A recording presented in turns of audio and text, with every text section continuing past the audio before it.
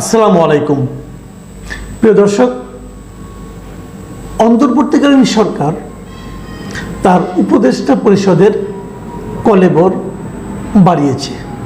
3 জন নতুন উপদেষ্টা নিয়োগ করেছেন এবং আরও 3 জন প্রধান উপদেষ্টার বিশেষ সহকারী হিসেবে নিয়োগ পেয়েছেন। এবং এই নিয়োগটা কেমন হলো, ভালো কি মন্দ, তা নিয়ে নানা ধরনের কথা অলরেডি হচ্ছে। সোশ্যাল মিডিয়াতে তো মোটামুটি সরগরম। যে 3 জনকে নিয়োগ দেওয়া হয়েছে উপদেষ্টা হিসাবে, তারা কারা? 2 জনের মধ্যে চমক ছিল, একজনের মধ্যে কোনো চমক নেই। চমক কে? একজন হলো শেখ বশিরউদ্দিন, আর হলো মোস্তফা সরোয়ার ফারুকী। শেখ বশিরউদ্দিন, ওনাকে বাণিজ্য উপদেষ্টা নিয়োগ করা হয়েছে। মোস্তফা সরোয়ার ফারুকীকে সংস্কৃতি মন্ত্রণালয়ের উপদেষ্টা করা হয়েছে। আমি একটু ছোট করে বিশ্লেষণ করি। শেখ বশিরউদ্দিন সাহেব ব্যবসায়ী মানুষ। উনি আকিজ গ্রুপের একজন অন্যতম মালিক এবং উনি এখন তো ভাগ হয়ে গেছে। ওনার বাবা ছিল আকিজউদ্দিন, খুবই পরিচিত ব্যবসায়ী, আমাদের এখানে একজন খুবই স্বচ্ছ ব্যবসায়ী, সে পরিচিত।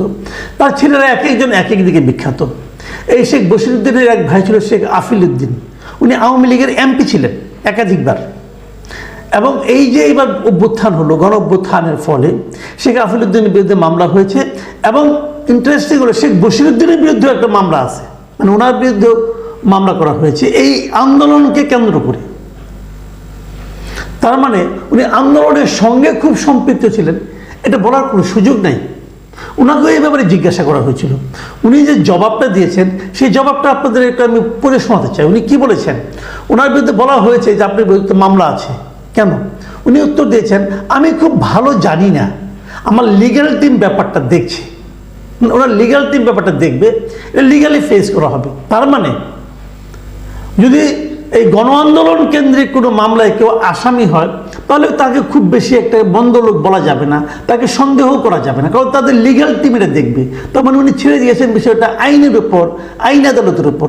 তাই যদি হয়, তাহলে যত লোকের বিরুদ্ধে মামলা হয়েছে তাদেরকে আপনি কিন্তু কোনোভাবে একটা বিশিষ্ট একটা গোষ্ঠীবদ্ধ করতে পারবেন না, কারণ আইনে তো এখনো শেষ হয়নি, এটা আইনগত প্রক্রিয়াতে এখনো শেষ হয়নি, তাই নয় কি?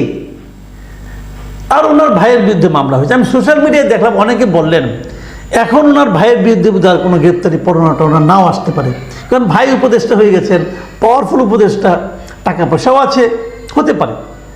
অনেকে এমনও লিখেছেন, আমি সোশ্যাল মিডিয়ায় পড়েছি, এখানে আমি পড়ে আপনাদেরকে ক্লান্ত করতে চাচ্ছি না।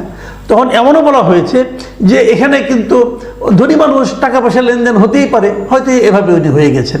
আমি জানি না বিষয়টা কি। মানুষের মন তো অনেক কথা বলবে, আমরাও পড়লে আমাদের মনে একটু সন্দেহ ঢুকতে পারে।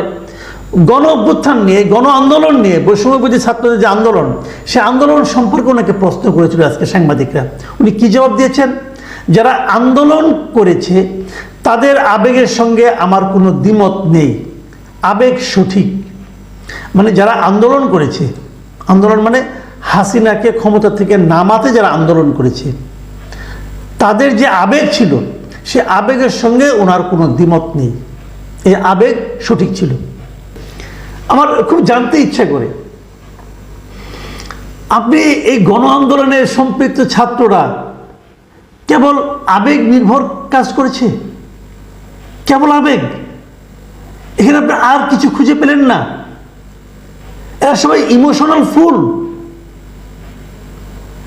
আমি আগে বলেছিলাম একবার যে এই যে উপদেষ্টা সরকার যেটা হয়েছে, অন্তর্বর্তীকালীন সরকার, এই সরকার গণ আন্দোলনের স্পিরিটটাকে ধারণ করে না। আমি বলেছিলাম যেখানে বড় জোর 3 জন 4 জন 5 জন 6 জন লোক আছে যারা নাকি গণ আন্দোলনের সঙ্গে সামহাও জড়িত ছিল, আর কেউ ফিজিক্যালি, মেন্টালি, ফিনান্সিয়ালি কোনোভাবে আন্দোলনের সঙ্গে জড়িত ছিল না। সেই লোকগুলোকে এনে আপনি বানিয়ে দিয়েছেন উপদেষ্টা পরিষদ। আর এখন দেখা যাচ্ছে এমন একজন লোককে আনা হয়েছে যিনি জড়িত থাকা তো দূরের কথা, এই পুরো আন্দোলনের সঙ্গে যারা জড়িত ছিল তাদেরকে ইমোশনাল অ্যাক্টিভিটি করেছে বলে ধারণা করছেন। এবং উনি অনেক কষ্ট করে সেই আবেগের সঙ্গে দ্বিমত পোষণ করতে চাচ্ছেন না, মানে একমত বলেন না, আমার দ্বিমত ছিল না, এই বলতে চাচ্ছেন উনি। ভালো, আমি এটাকে সমর্থন করি, ভালো হয়েছে, নট ব্যাড। দ্বিতীয় যে লোকটাকে নেওয়া হয়েছে মোস্তফা সরোয়ার ফারুকী, ওনাকে দেওয়া হয়েছে সংস্কৃতি মন্ত্রণালয়ের দায়িত্ব। এখানে এই কথাটাকে আমি একটু ঘুরিয়ে বলি, এই মুহূর্তে কি এই অন্তর্বর্তীকালীন সরকারের জন্য সংস্কৃতি মন্ত্রণালয় খুব জরুরি একটা মন্ত্রণালয়? যে সংস্কার আমরা করতে চাচ্ছি অথবা যে নির্বাচন আমরা দিতে চাচ্ছি, তার জন্য কি সংস্কৃতি বিষয়ক মন্ত্রণালয় খুব জরুরি কিছু? আমার বিবেচনায় তাবৎ মন্ত্রণালয়ের মধ্যে যদি 2 থেকে 3টে মন্ত্রণালয়কে আপনি বলেন যে এই সরকারের যে লক্ষ্য এবং উদ্দেশ্য তার জন্য সবচেয়ে কম গুরুত্বপূর্ণ, তার মধ্যে একটা হবে সংস্কৃতি বিষয়ক মন্ত্রণালয়। এই মন্ত্রণালয়ের জন্য একজনকে উপদেষ্টা বানানোর কি দরকার ছিল আমি জানি না। তবে ব্যক্তি মোস্তফা সরোয়ার ফারুকীকে আমি পছন্দ করি। আমি মনে করি ওনাকে উপদেষ্টা হিসেবে নেওয়াটা খুব প্রয়োজন ছিল, কারণ আমার বিবেচনায় উনি একমাত্র ব্যক্তি হবেন যিনি নাকি ডক্টর ইউনূসের সামনে দাঁড়িয়ে শির দ্বারা সোজা করে কথাটা বলতে পারবেন। উনি যেটা বোঝেন সেটা বলতে পারবেন, উনি যেটা বোঝেন না সেটাও বলতে পারবেন, যে আমি এটা বুঝলাম না এই কথাটা বলতে পারবেন। আমি একটা কথা স্মরণ করিয়ে দিই, ইউনূস সাহেবের শপথ গ্রহণ করার আগের দিন 7 তারিখে উনি কিন্তু 32 নম্বরে যে আগুন দেওয়া হয়েছিল তার প্রতিবাদ করেছিলেন। কারণ উনি কিন্তু বলেননি উনি আওয়ামী লীগের লোক হিসেবে প্রতিবাদ করেননি, উনি যেভাবে ব্যাখ্যা করেছিলেন যে এটা আমাদের জাতীয় ঐতিহ্যের একটা অংশ, অনেক বীরশ্রেষ্ঠ বীরুত্তম এরকম আমাদের মুক্তিযুদ্ধের খেতাবধারী লোকদের মূর্তি ভাঙা হয়েছিল, উনি সেগুলি পুনর্নির্মাণের কথা বলেছিলেন। এটা হলো আমাদের কালচারের প্রতি যদি কারো মায়া থাকে তাহলে সেই ব্যক্তি এবং যদি তার মেরুদণ্ডটা সোজা থাকে কেবল তার পক্ষে এটা উচ্চারণ করা সম্ভব, অন্য কারো পক্ষে নয়। মোস্তফা সরোয়ার ফারুকীকে উপদেষ্টা হিসেবে নিয়োগ করা আমি সমর্থন করি, কিন্তু সংস্কৃতি মন্ত্রণালয়ের উপদেষ্টা নিয়োগ করাটাকে আমি সমর্থন করি না। ওনাকে আরো গুরুত্বপূর্ণ মন্ত্রণালয় দেওয়া উচিত।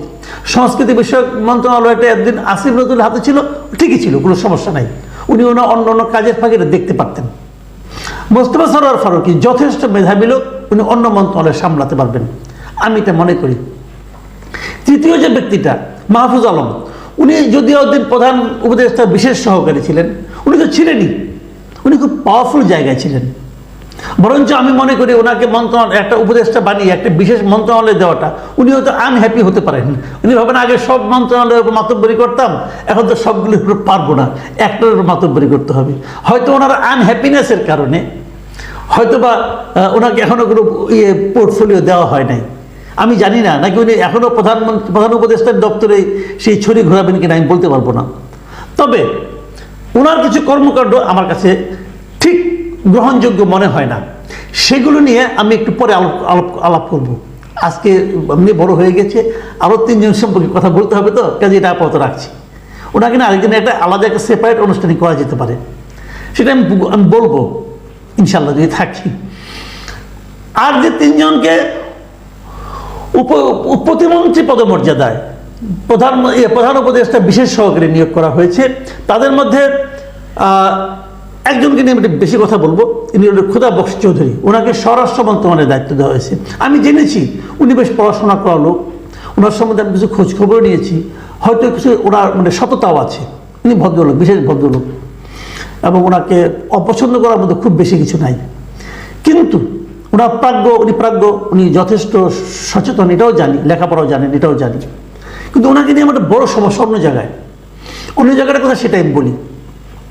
দেখুন, 21 আগস্ট গ্রেনেড হামলা মামলায় উনি কিন্তু একজন অভিযুক্ত ব্যক্তি। আদালতে ওনার বিরুদ্ধে রায় হয়েছে, ওনাকে 2টো মামলায় ওখানে একটাতে 3 বছর, একটাতে 2 বছর কারাদণ্ড দেওয়া হয়েছে, এবং উনি সেই দণ্ড ভোগও করেছেন। তো একজন দণ্ডপ্রাপ্ত ব্যক্তিকে আমাদের সরকারের এই দায়িত্বে আনতে হলো কেন? ব্যাপারটা আমি বলি। দেখুন, দণ্ড ভোগ করার কারণে উনি কিন্তু ওনার পেনশন পাচ্ছেন না, উনি পুলিশের উচ্চপদস্থ কর্মচারী ছিলেন, উনি সরকারি সুযোগ সুবিধা থেকে বঞ্চিত। কিন্তু তাহলে এখন আপনি কি ওই বিচারটাকে বাতিল করে দিয়েছেন? বাতিল হয়েছে, ওই বিচারটা তো হাইকোর্টে আছে, এখনো হাইকোর্টে হোক, আপিলে যদি মুক্ত হয়ে যান তখন উনি মুক্ত মানুষ। যতক্ষণ পর্যন্ত উনি মুক্ত মানুষ না হতে পারছেন ততক্ষণ পর্যন্ত উনি কিন্তু সেই মামলার অপরাধী। কারণ যেহেতু সাজা হয়ে গেছে, সাজা উনি ভোগ করেছেন, ওনাকে আমি অপরাধী বলবো, উনি কিন্তু অপরাধী, এবং উনি অপরাধ করেছেন বলে আদালত রায় দিয়েছে। আপনি হয়তো বলবেন যে আওয়ামী লীগ আমলে কোনো রায় আমি মানি না, মানেন না, আসলে নাই। কিন্তু সে যে মানেন যে না, সেটা তো প্রমাণ করতে হবে, সেটা তো আদালত করতে আসতে হবে। আপনি মুখে বললে তো হবে না, আপনি যেই হন না কেন, আপনি মুখে বললে হবে না, আদালতকে বলতে হবে। তো সেই রায়টা পাল্টে আসেন, এখন কি হবে? উনি তো মানুষ, উনি তো ফেরেশতা না রে ভাই, উনি তো মানুষ একজন। এখন উনি এই দায়িত্ব পাওয়ার পর ওই মামলায় যারা যারা ওনার বিরুদ্ধে সাক্ষী দিয়েছিল, উনি যদি সেই প্রত্যেকের উপর প্রতিশোধ পরায়ণ হন, উনি যদি প্রত্যেককে তার বিরাগ ভাজন হন প্রত্যেকের প্রতি, তাহলে সেই লোকগুলিকে একটা ভীতিকর অবস্থায় থাকবে না? তাহলে এই সিদ্ধান্তটাকে সরকারের ঠিক হলো? আমি তাকে পছন্দ করিনি। আর দুজন, ডক্টর সাইদুর রহমান, ওনাকে আমি চিনি, ব্যক্তিগতভাবে চিনি, এবং আমার দেখা মতে আমাদের স্বাস্থ্য বিভাগে, টোটাল স্বাস্থ্য খাতে আমি ওনার মতো অ্যাক্টিভ এবং ওনার মতো মানে অনেস্ট লোক আমি দ্বিতীয়টা দেখিনি ভাই, সত্যি কথা বলতে, এটা আমি স্বীকার করি। একটা সাইদুর রহমানকে আমি ব্যক্তিগতভাবে পছন্দ করি এবং আমি মনে করি ওনাকে আরও বড় দায়িত্ব দেওয়া হলে উনি সেটা সফলভাবে মানে আপনার পালন করতে পারতেন কিনা জানি না, কিন্তু উনি আপ্রাণ চেষ্টা করতেন। আর অধ্যাপক ডক্টর এম আমিনুল ইসলাম, যাকে শিক্ষা মন্ত্রণালয়ের প্রতিমন্ত্রী পর্যায়ে দেওয়া হয়েছে, ওনার সম্পর্কে আমি ডিটেল জানি না, তবে আমার কাছে মনে হয় উনি অ্যাক্টিভ হবেন, অন্ততপক্ষে এখন যেভাবে চলছে ওয়াহিদুদ্দিন মাহমুদের আমলে তার চেয়ে ভালো কিছু হবে। আমি শিক্ষা মন্ত্রণালয়ে বলেছিলাম কতগুলি আমার উসমার কথা, অনেকগুলি পোস্ট কিন্তু এখন পর্যন্ত মানে খালি পড়ে আছে। ইউজিসির মতো গুরুত্বপূর্ণ জায়গায় এখনো সব মেম্বারই নিয়োগ করা হয় নাই, উনি যে কী করছেন আল্লাহ জানেন। তো আমি মনে করি ডক্টর এম আমিনুল ইসলাম এই কাজগুলো তড়িৎ বেগে শেষ করতে পারবেন। প্রিয় দর্শক, আমি জানি না আমার ব্যাখ্যা আপনাদের কাছে কেমন লাগবে, কিন্তু আমার প্রাথমিক অবজারভেশন আপনাদেরকে আমি দিলাম। আপনারা ভালো থাকবেন, আবার কথা হবে। আল্লাহ হাফিজ।